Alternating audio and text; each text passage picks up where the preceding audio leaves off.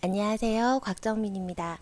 오늘 읽어드릴 저자의 책은 1억 3천 빚쟁이가 1년 만에 억대 연봉이 된 비법. 궁금하시죠?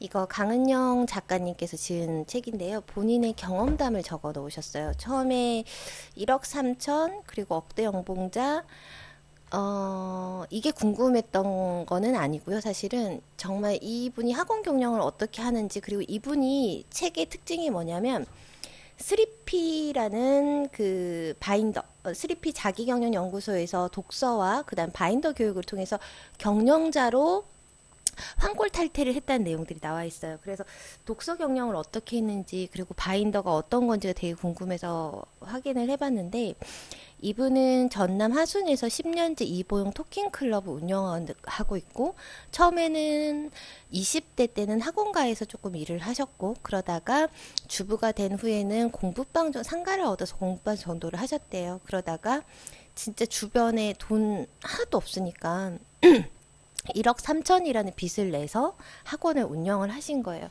근데 주변에는 다들 반대하죠. 이게 정말 잘 될지 안 될지 모르는데 평범하던 주부가 집에만 있던, 경영을 해본 적이 없던 주부가 1억 3천이라는 아주 큰 돈을 빚을 내서 학원을 운영하고자 하니 주변에서는 반대하고, 근데 이분이 살아남았던 건 딱 하나예요.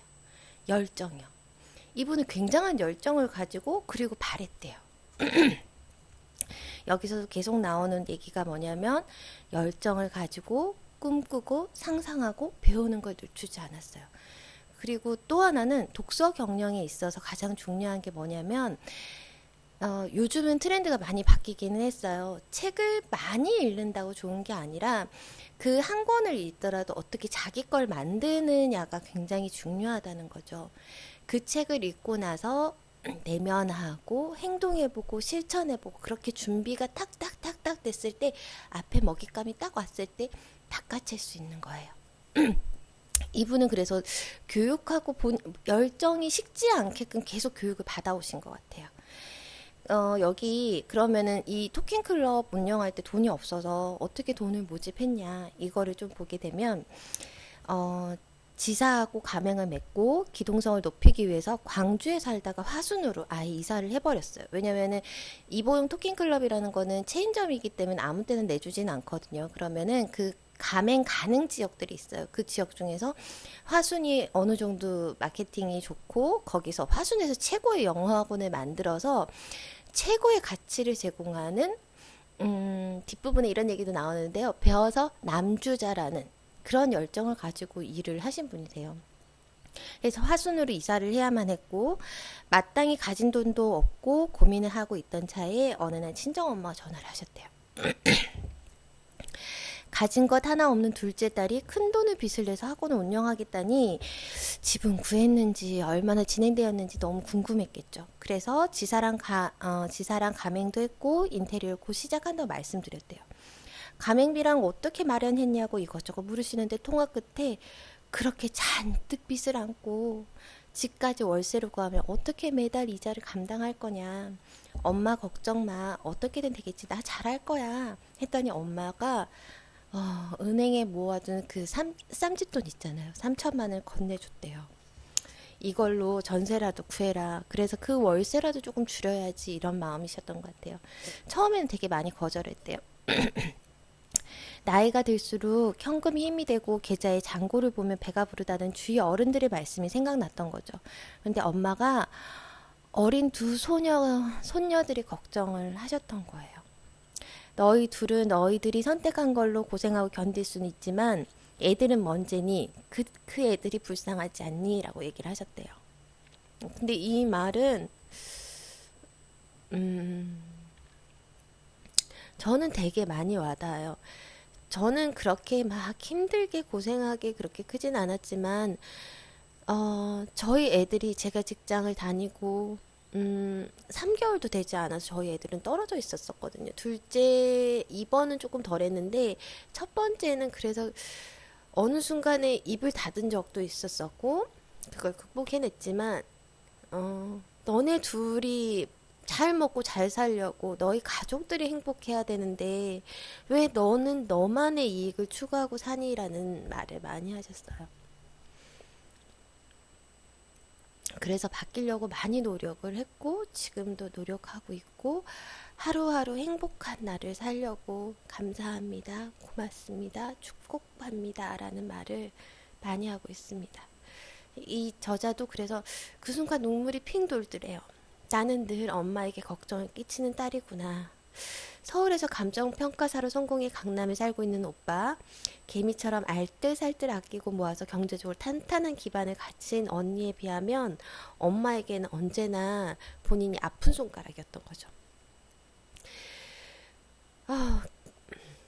엄마는 늘 날 불쌍하다고 여겼고 무언가를 줄 때도 늘 가진 것 없는 아이들 데리고 고생한다며 언니보다 더 많이 챙겨주셨대요.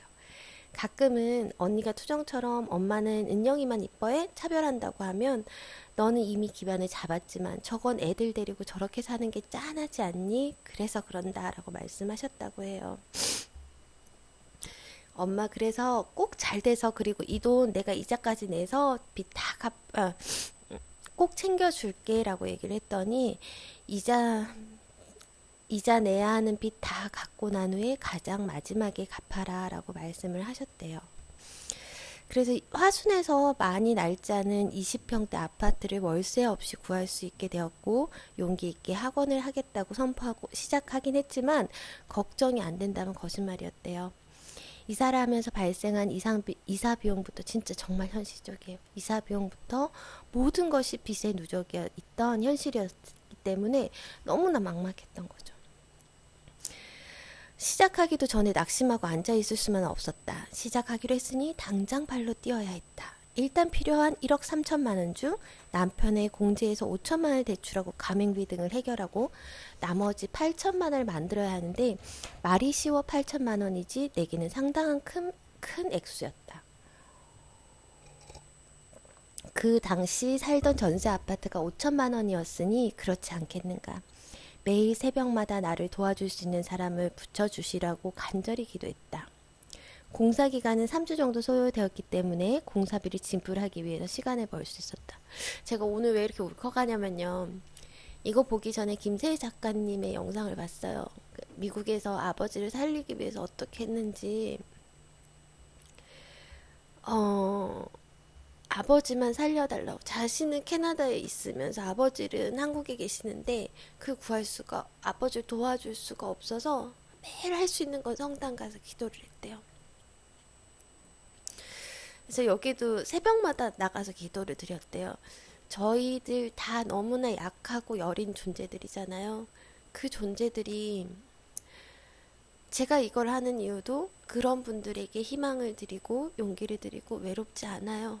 제가 옆에 있어 드릴게요. 저도 그랬는데 잘 이겨냈어요. 저 보세요. 저 보시고 용기 가지세요. 우울증으로 힘들어 하시거나 어려워하시는 분들이 있으면 제 영상 보면서 같이 나눠요. 제가 나눠드릴게요. 따뜻한 말, 성공할 수 있는 말, 육아에 힘드신 분들, 그런 분들 많이 도와드릴게요. 좋은 얘기 있으면 많이 들려드리고 그렇게 진행을 하려고 시작을 한 거거든요. 여러분들도 혹시 힘들고 외롭고 혼자 있으면 불안하고 우울하신 분들이 있으면 제가 따뜻한 기운 많이 넣어드릴게요. 꼭 보시면서 용기 가지셨으면 좋겠어요. 이분도 지금 밖에 꽃비 내리고 있어요. 저 지금 여기 베란다 앞에 놀이터랑 공원 보이거든요. 거기 앉아서 방송하고 있는데 이 순간에 꽃비가 화르르 내렸어요. 좋은 기운이 올 건가 봐요. 좋은 기운이 왔습니다. 여러분들도 할 수 있으니까 꼭 했으면 좋겠습니다.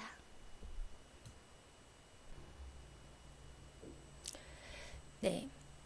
매일 새벽 기도를 하고 교회 지인들과 기도 제목을 나누다 보니 몇몇 분들이 늘 응원을 보내주시곤 했다. 무일푼으로 시작한 내가 학원을 열고 성공하면 우리에게도 큰 간증이 될 거야. 지켜보고 있으니 꼭 멋지게 해내라. 그러던 어느 날 교회에 알고 지내던 동생이 전화가 왔대요. 자기가 개설해 놓은 마이너스 통장이 있는데 거기서 급한 대로 일단 2천을 쓰고 갚을 수 있을 때 갚아달라고 한 거죠. 기도가 통했던 거예요. 여러분 간절히 바라면 이루어져요. 기도가 통했어요. 오랫동안 언니 지켜봐서 돈 가지고 실수할 거 아닌 거 알고 있어. 언니는 줄 돈도 빨리 주고 받을 돈도 빨리 받아야 하는 사람이잖아. 많이 언니를 도와주고 싶지만 나도 형편이 넉넉하지 못해서 이것밖에 못 도와줄 것 같아. 처음에 내게 온 도움의 손길이었대요. 정말 절박할 때 이렇게 도와주면요, 그 은혜는 정말 잊을 수 없잖아요. 너무나 감사했다. 내가 언제 이 돈을 갚을지도 모르는데 나를 이토록 신뢰해주고 저 큰 돈을 빌려주다니. 동생도 이제 신혼생활을 시작한지라 저 돈이 그 동생에게 얼마나 큰 돈인 줄 알기에 더욱 미안하면서 고마웠다. 정말 고맙다고, 잘 쓰고 상황되는 대로 갚아준다고 말하고 감사히 받았다. 여기서 꼭 제가 읽어주고 싶었던 말은 이거였어요. 여기 내가 좋아하고 대내에 있는 중용 23장을 소개한다. 작은 일도 무시하지 않고 최선을 다해야 한다. 작은 일도 무시하지 않고 최선을 다해야 한다. 작은 일에도 최선을 다하면 정성스럽게 된다. 작은 일에도 최선을 다하면 정성스럽게 된다. 작은 일에도 최선을 다하면 정성스럽게 된다. 정성스럽게 되면 겉에 배어나오고, 겉에 배어나오면 겉으로 드러나고, 겉으로 드러나면 이내 밝아지고, 밝아지면 남을 감동시키고, 남을 감동시키면 이내 변화하게 되고, 변하면 생육이 된다. 그러니 오직 세상에서 지극히 정성을 다하는 사람만이 나와 세상을 변하게 할 수 있을 것이다. 오직 세상에서 지극히 정성을 다하는 사람만이 나와 세상을 변하게 할 수 있을 것이다. 지극히 정성을 다하는 사람만이 나와 세상을 변하게 할 것이다. 최선과 정성을 다해야만 변해요.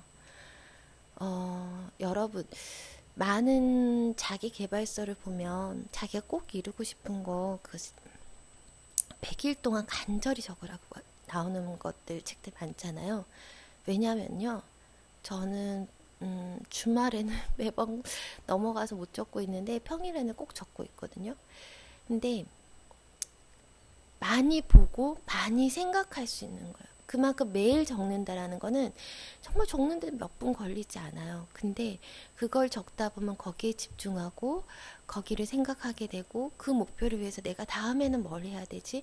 다음에는 어떤 책을 읽어야 되지? 다음에는 어떤 스텝을 밟아야 되지를 계속 고민하게 된다는 거죠. 그럴 때 기적이 찾아왔을 때, 기회가 찾아올 때 바로 캐치를 할 수가 있는 거예요. 여러분도 혹시 원하시는 그림이 있으면, 원하시는 뭔가가 있으면 매일같이 간절히 바라보세요. 그리고 정성을 꼭 들이세요. 정성 들이면 반드시 변하게 됩니다. 네, 오늘은 여기까지 할게요. 다음에 봬요.